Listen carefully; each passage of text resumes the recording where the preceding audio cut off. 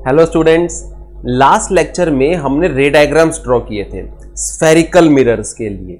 जो हमने रे डायग्राम्स ड्रॉ किए थे ना, वो हम ये मान के चल रहे थे कि जो हमारे स्फेरिकल मिरर्स हैं उनका एपर्चर जो है वो स्मॉल है, छोटा एपर्चर है। उससे जो हमारे पास इमेजेस बनती हैं वो इमेज शार्प इमेजेस बनती हैं। अब शार्प इमेजेस से मतलब क्या है, यानी एक ऑब्जेक्ट के किसी एक पॉइंट से जितनी भी रेज स्टार्ट हो रही हैं, सपोज 10, 15, 20, 100, 500, 1000, एक पॉइंट से जितनी भी रेज स्टार्ट हो रही हैं, हमारा मिरर उन सारी रेज को आफ्टर रिफ्लेक्शन एक ही पॉइंट पर कन्वर्ज करेगा, एक ही पॉइंट पर।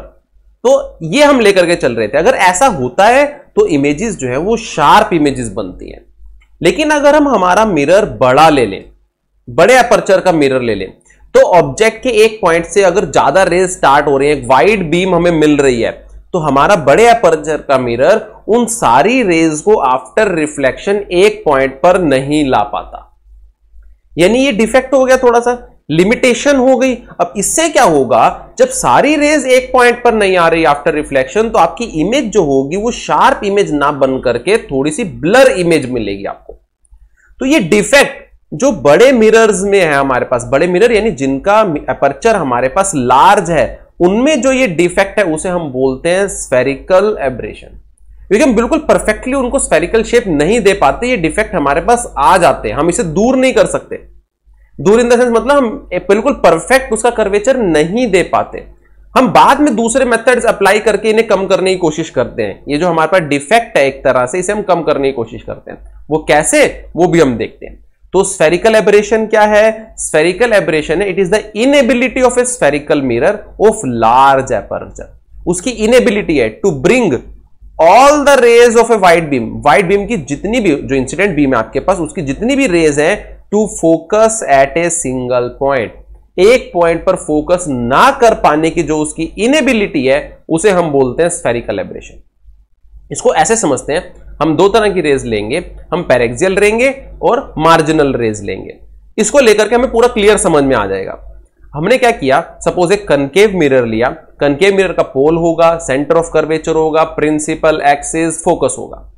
हम क्या करेंगे, प्रिंसिपल रेज और मार्जिनल रेज क्या है वो समझते हैं। हम रेज लेकर के आएंगे प्रिंसिपल एक्सिस के पैरेलल, कुछ रेज हम लेके आएंगे प्रिंसिपल एक्सिस के बहुत क्लोज, पास में रेज लेकर के आएंगे। तो ये जो रेज है ना, इन्हें हम बोलते हैं पैरेक्सियल रेज। अब ये रेज देखो प्रिंसिपल एक्सिस के पैरेलल है, आफ्टर रिफ्लेक्शन क्या होगा, एक पॉइंट से पास करती हैं जिसे हम क्या बोलते हैं, प्रिंसिपल फोकस बोलते हैं। ये सारी की सारी रेज इस फोकस से पास करेंगी। तो वो जो फोकस की डेफिनेशन हमें दी गई थी ना, फोकस लोकेट किया गया था, वो स्मॉल एपर्चर मिरर के लिए था और पैरेक्सियल रेज के लिए था। यानी ये जो फोकस हमें बताया गया था ना, जिस फोकस की हम बात करते हैं अभी तक रे डायग्राम्स में, जो हमने फोकस की बात की है कि फोकस सेंटर और पोल के बिल्कुल बीच में होता है, तो वो फोकस ये वाला फोकस है जो स्मॉल एपर्चर मिरर के लिए, पैरेक्सियल रेज के लिए। अब बात आती है मार्जिनल रेज की। मार्जिनल रेज वो होंगी जो बिल्कुल ये एपर्चर पर, बाउंड्री पर जो है, रिम पर, यहां पे आके स्ट्राइक करेंगी, ये दूर बिल्कुल, ये मार्जिनल रेज है। अब जब ये रिफ्लेक्ट होती हैं तो ये फोकस से पास नहीं करती, ये किसी एक ऐसे पॉइंट से पास करती हैं जो फोकस से पहले होता है, यानी पोल की तरफ होता है, यानी यहां से पास करेंगे एक पॉइंट से। इसे हम कुछ एफ डैश से डिनोट करते हैं। जो हमने अपने मिरर्स में, बार बार बता रहा हूं आपको, जो हमने अपने मिरर्स में प्रिंसिपल फोकस की बात की है वो ये वाला फोकस है, एफ डैश नहीं है। अब देखो इसके बीच में जितनी भी रेज होंगी, यहां से यहां तक जितनी भी रेज होंगी, वो सारी रेज ना तो एफ पर मीट करेंगी, ना एफ डैश पर, एफ और एफ डैश के बीच में मीट करती चलेंगी। यानी आपकी इमेज शार्प कब बनती, जब ये सारी रेज किसी एक पॉइंट पर आती, तो वो शार्प इमेज बनती। अब क्या होगा, अब वो इमेज हमारी बनेगी ब्लर इमेज बनेगी। तो ये रेज हमारे पास क्या हो गई, जो रिम पर यानी बिल्कुल बाउंड्री पर स्ट्राइक करवा रहे हैं, दैट आर मार्जिनल रेज। और ये हमारे पास कैसी है, पैरेक्सियल रेज। तो हमने जो बात की है, पिछले रे डायग्राम्स ड्रॉ किए, वो सारे के सारे ये कंसीडर करके ड्रॉ किए कि एपर्चर स्मॉल है और रेज हमारी कैसी है, पैरेक्सियल रेज है। मार्जिनल रेज हमने नहीं ली। तो यहां पर अब जो इमेज बनी है वो एफ और एफ डैश के बीच में, एक ही पॉइंट से शुरू हुई थी ये सारी की सारी रेज, लेकिन वो पॉइंट एक पॉइंट था, पर वो पॉइंट अब एफ और एफ डैश के बीच में पूरा स्प्रेड हुआ होगा। यानी कैसा, क्या देगा आपको, वो ब्लर इमेज मिलेगी उस एक पॉइंट की। तो ये इनेबिलिटी है मिरर की, लार्ज एपर्चर मिरर की। क्लियर हो गई इतनी बात। अब इसे हम बिल्कुल खत्म नहीं कर सकते, पर हम दूसरे मेथड से इसे दूर करने की कोशिश करते हैं इसे। तो the sharp image of object can not be obtained from a spherical mirror of large aperture. तो वही बात हमने की, इमेज कैसी मिलेगी आपको, ब्लर इमेज मिलेगी, हर एक पॉइंट इसके बीच में स्प्रेड हुआ होगा।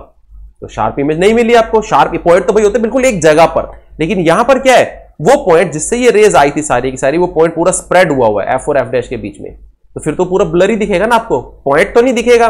तो ये इनेबिलिटी है। क्लियर हो गई, यानी शार्प इमेज नहीं बनेगी। आगे चले अब, methods of reducing spherical aberration, कैसे दूर किया जा सकता है इसे, दूर मतलब रिड्यूस, कम किया जा सकता है। फर्स्ट है आपके पास कि हम पैराबोलिक मिरर्स यूज करते हैं।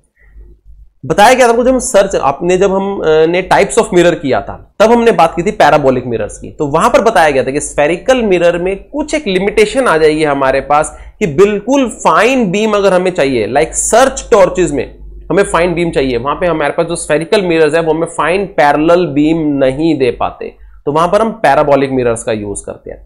सेकंड जो तरीका होगा वो हम ये होगा कि हमारे जो मिरर्स होंगे उनके एपर्चर स्मॉल ले लेंगे, छोटे एपर्चर ले लेंगे। थर्ड जो होगा वो हम वहां पे स्टॉपर्स यूज कर लेंगे, मार्जिनल रेज के लिए और पैरेक्सियल रेज के लिए। अब कैसे वो देखो जरा। पैराबोलिक मिरर के केस में ये मिरर की ये शेप होती है पैराबोलिक, बिल्कुल इस तरह का। पोल होगा हमारे पास, फोकस होगा, प्रिंसिपल एक्सिस होगा। अब यहां पर चाहे मार्जिनल रेज हो चाहे पैरेक्सियल रेज हो, चाहे आप दूर से लेकर के आओ पैरेक्सियल, सारी की सारी इसी एक पॉइंट से पास होंगी। मार्जिनल लेकर के आए वो भी इसी एक पॉइंट से पास होंगी। यानी यहां पे आपको एक शार्प फोकस मिलता है कि पैरेलल रेज जितनी भी आई वो इस फोकस से पास हुई। और अगर सपोज हम यहां पे इस फोकस पर एक सोर्स रख दें, एक बल्ब यहां पर, इलेक्ट्रिक बल्ब हम यहां पे फोकस पर रख दें, तो वहां से जो रेज निकलेंगी फिर वो बिल्कुल पैरेलल पास होंगी। तो सर्च टॉर्चेस में, सर्च लाइट्स में, बड़े बड़े आप मूवीज में देखते होंगे, लाइक जेल होता है तो वहां पर एक बिल्डिंग पर हाइट से वहां पे एक पर्सन खड़ा होता है, वो सर्च लाइट पूरे जेल में मूव करता रहता है कि कोई जो है वो भाग तो नहीं रहा वहां से। तो वहां पे बिल्कुल देखो, बिल्कुल फाइन राउंड शेप में, ऊपर सर्च लाइट कैसी होती है अभी, राउंड शेप में, बिल्कुल फाइन पैरेलल भी मिलती है आपको, क्योंकि वहां पर पैराबोलिक मिरर यूज किए जाते हैं। तो जो इलेक्ट्रिक बल्ब है, जो सोर्स है लाइट का, वो उसके यहां पे फोकस पर रखा जाता है, उससे जो लाइट एमिट होती है, अब हर जगह टकराएगी लाइट, तो यहां पर भी, पास में भी और दूर भी, तो ये पूरी आपको फाइन पैरेलल बीम देगा। That are parabolic mirrors. Clear हो गई। तो हमने यहां पर स्फेरिकल एब्रेशन कैसे दूर की, स्फेरिकल मिरर ना लेकर के पैराबोलिक मिरर लिया। दूसरा तरीका क्या था कि हम स्मॉल एपर्चर का मिरर ले। पहले हमने क्या लिया था, लार्ज एपर्चर था हमारे पास, पोल था, centre of curvature, focus, principal axis. ये हमने पैरेक्सियल रेज पास की थी, फोकस से आई थी रिफ्लेक्ट होकर के। मार्जिनल रेज हमने मूव की थी, वो कहीं पहले F' पॉइंट से आई थी। ये हमारे पास एक पॉइंट था F'। अब हम क्या करेंगे, ध्यान से, हम बड़े एपर्चर की जगह छोटा एपर्चर लेंगे, छोटा भी लेंगे। मार्जिनल रेज होगी, पैरेक्सियल रेज छोटा ले लिया हमने। अब इससे होगा क्या, जो मार्जिनल रेज दूर से जा रही थी, अब यहां पे तो मिरर ही नहीं है। जब मिरर नहीं है तो ये रिफ्लेक्ट होने का मतलब नहीं है, यानी रिफ्लेक्ट नहीं होगी। रिफ्लेक्ट नहीं होगी तो यहां पे आपके पास दूसरी इमेजेस नहीं मिलेंगी, जो पॉइंट स्प्रेड हुआ था। तो मार्जिनल रेज भी खत्म हो गया, तो मार्जिनल रेज का फंडा ही खत्म हो गया, क्योंकि मार्जिनल रेज तो वो थी भैया जो हमारे मिरर के रिम पर स्ट्राइक कर रही थी। रिम मतलब बिल्कुल आउटर बाउंड्री पर। तुमने अपर्चर ही छोटा ले लिया तो मार्जिनल रेज की रिफ्लेक्शन यानी मार्जिनल रेज की बात ही नहीं होगी। अब तो अब क्या मिलेगा आपको, सिर्फ पैरेक्सियल रेज मिलेंगी, और वो एक पॉइंट पर मीट कर रही है, तो यहां पर आपको कैसी मिलेगी, एक शार्प इमेज मिलेगी। इसलिए जो हमारी लैब में हम एक्सपेरिमेंट्स परफॉर्म करते हैं, तो वहां पर हम जो भी मिरर्स यूज करते हैं, उन मिरर्स का एपर्चर जो है वो स्मॉल होता है। क्लियर हो गई इतनी बात। When performing experiments in lab, spherical mirrors are of small aperture, ताकि हमें जो इमेज मिले वो इमेज कैसी मिले स्क्रीन पर, शार्प इमेज मिले। अगर बड़ा एक्सपेरिमेंट करके देखना, एक बड़ा मिरर लेना, स्फेरिकल मिरर, उससे देखना कि स्क्रीन पर आपके पास जो इमेज मिली है उसको नोट डाउन करना कि कैसी इमेज है। फिर एक छोटा एपर्चर लेना, छोटा एपर्चर वाला मिरर लेना, उससे इमेज की फॉर्मेशन करना, वो इमेज आपको ज्यादा शार्प मिलेगी। क्लियर हो गई, तो हमें समझ में आ गया कि वो अब सारी की सारी एक पॉइंट पे मीट करेंगी तो शार्प इमेज मिलने वाली है। Small aperture mirror. तीसरा तरीका हमारे पास क्या था कि हम स्टॉपर्स यूज करें। स्टॉपर मतलब एक ऑब्स्टेकल प्लेस कर देंगे बीच में, जिससे रेज आगे मूव ही ना करें। तो इसमें हमारे पास concave, pole, centre of curvature, principal axis, focus. Paraxial rays थी, रिफ्लेक्ट होकर फोकस से पास की थी। मार्जिनल रेज जो थी हमारे पास वो इससे पहले किसी एक पॉइंट से पास की थी। क्लियर? तो इतनी बात हो गई हमारे पास। ये हम इस पॉइंट को हमने क्या शो किया था, एफ डैश से शो किया था।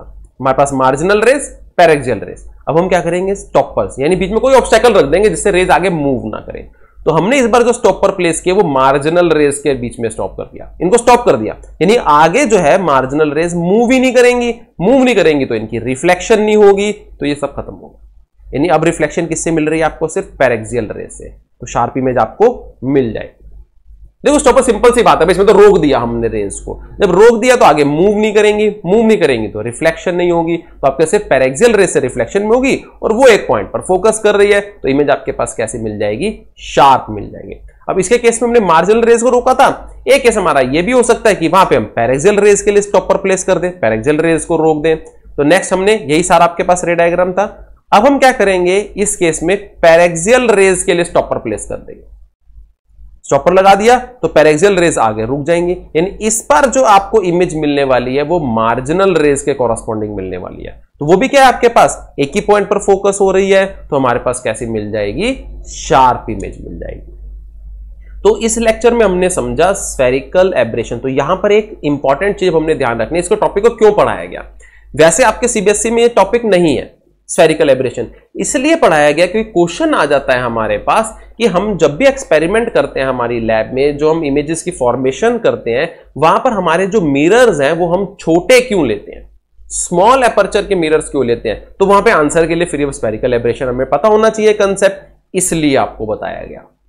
क्लियर हो गई इतनी बात। स्फेरिकल एब्रेशन क्या थी, लिमिटेशन थी, इनेबिलिटी थी लार्ज एपर्चर के मिरर्स की, कि वो ऑब्जेक्ट की शार्प इमेज फॉर्म नहीं कर पा रहे थे। क्यों? क्योंकि वो पैरेक्सियल रेज यानी जो प्रिंसिपल एक्सिस के बिल्कुल क्लोज यानी पोल के बिल्कुल क्लोज आती है उनको, और मार्जिनल रेज को जो है उनको एक पॉइंट पे फोकस नहीं कर पाता। इस वजह से जो इमेज थी वो शार्प ना बन करके ब्लर बन रही थी। तो ये लिमिटेशन थी, उसकी दूर करने के लिए क्या किया, हम या तो पैराबोलिक मिरर लेंगे या फिर हम स्मॉल एपर्चर का मिरर लेंगे, जो कि हम अपनी लैब में लेते हैं। जब भी हम रे डायग्राम्स एक्सपेरिमेंट परफॉर्म करते हैं वहां पे जो मिरर्स होते हैं वो स्मॉल एपर्चर के मिरर्स होते हैं। तीसरा, हम स्टॉपर्स ले लेंगे। अब लैब में आप स्टॉपर्स तो नहीं लगा पाते, पैराबोलिक मिरर भी नहीं ले सकते, तो एक ही चीज हम फॉलो करते हैं कि हम जो मिरर यूज करते हैं वहां पर वो हम हमारे स्मॉल एपर्चर्ड मिरर यूज करते हैं। क्लियर हो गई इतनी बात। तो स्फेरिकल एब्रेशन टॉपिक इंपॉर्टेंट था समझने के लिए। ओके।